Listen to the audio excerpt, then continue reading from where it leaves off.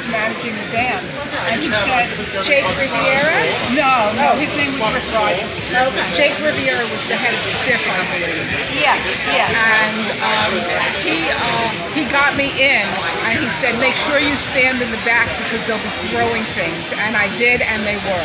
They were throwing things at the Pistols? Oh, yeah. And at each other. This was 1976, I think. Yeah. This was when it all started. Wow. I'm one of the old CBGB's people, too. I love it.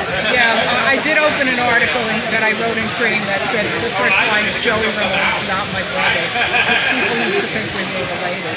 You and Joey Ramone? Yeah, Really? basically, you know, two kids from the boroughs. Oh, I love it. We were very close in age. And we were in New York a few months ago, and I went to where CBGB's, you know, the location. It's a clothing store now. It's so sad. It is sad. I mean, I never went there. I grew up in LA, but they kept the walls, of course, the graffiti walls. I'm glad they did that. But that's it. It's like, yeah, it's not a club anymore. The scene has changed. Wow. There were many good ones. CBGB's I mean, I saw the weirdest things there. I saw Spinal Tap. Really? They did a one-off show there. Spinal Tap played CBGB's? This was the kind of thing where your friends called you up and said, you know, especially my friend who was a photographer, because she knew about all this stuff. Yeah. CBGB's Public Image, they played there. Public Image played CBGB's? I had no idea. Wow. They would be like one-off deals. Just one-off like shows? Yeah. Wow, that must have been something. It was great. It was, you know, nobody except maybe some of the artists made money off of this, but it was, it was a great living. Oh, and I still have friends from that era. I really admire you going into like rock journalism at such an early age. That's so great. My family were very working class. We lived in the Bronx, and they said, you know, we don't have any connections. We can't help you. Yeah. It's very lucky.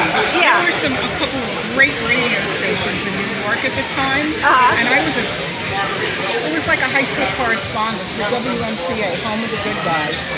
And then when I graduated with a media degree from City University of New York, I sent out resumes to all the radio stations in New York. I got to work for the program director at WMCA. Oh my God. The last 9 months they were a rock station. Then they converted to a talk format. I stayed part-time, you know, producing a show on the weekends.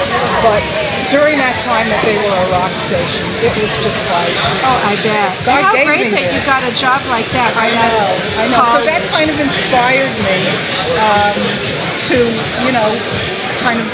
I started writing through people I knew. I started writing in very small magazines, and then went to larger magazines. And then my first PR job was at Polydor Records back in 1970. Polydor, yeah. 2, 3, when Slade came in for the first time. Slade, the glitter band. Yes. Yeah, I remember Slade. Yes. Well, they came up to the office. Naughty Holder? Naughty Holder, yes, absolutely. I don't know if many people remember Naughty Holder. Oh no, I think I have a photo of all of us publicity girls with the band, and I did put that up on Facebook.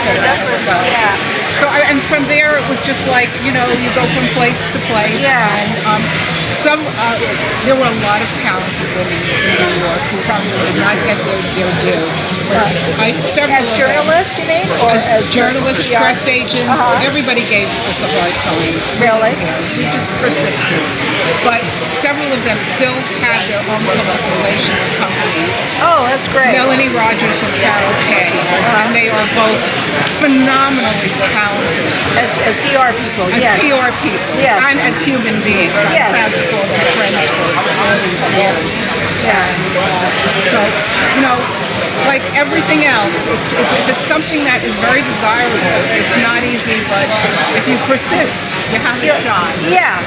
Well, I really admire you because it's like, it's not easy to go into something like rock journalism at that time, but also so soon after getting out of college. And then you got into Creem magazine. I did a few years later, and I just did all kinds of stuff for them. They were great. I also was the U.S. editor of one of the old British music reviews, Sounds. I remember Sounds. Yeah. I lived in Britain from 1978 to 1980, and I got the 3 papers every week: Sounds, Melody Maker, and NME. Right. I did a few pieces for the NME. freelance. Oh yeah. The craziest office I've ever been in. It Oh, was really? like the height of punk, so. Yeah. 77. 76, 77. Yeah, I used to go to England every year. And well, I was there for the whole summer of 1967. Oh my God. With my best friend at the time and two other girls from college. And they had no interest in going to an all-night show, but I went to the Alexandra Palace and I saw Pink Floyd with Sid Barrett. Oh wow. That was it. I was the only person there not on drugs. I think if I did that, I'd put that on like on my gravestone. I saw Pink Floyd with Sid Barrett. It's like, I mean, you could just die happy after that. Yeah. I just saw the couple of months ago. I saw the Pink Floyd movie about Sid Barrett. Oh yeah. Over at the Enzian Theater. Not far from you must have missed it. Yeah. Yeah, we should have gone to that. Wonderful art Is it good? theater. Oh, I love the Enzian. We It's go there a lot. fantastic. Yeah. But yeah, it was like a one-off thing, so you always have to see what's going on. Yeah. So you live in the area then? Yes, Yeah. I do. I live about a half an hour from here, so. 79, 80, I think it was 81, 79, something like 80, that. yeah. That was when I worked with them. Yeah.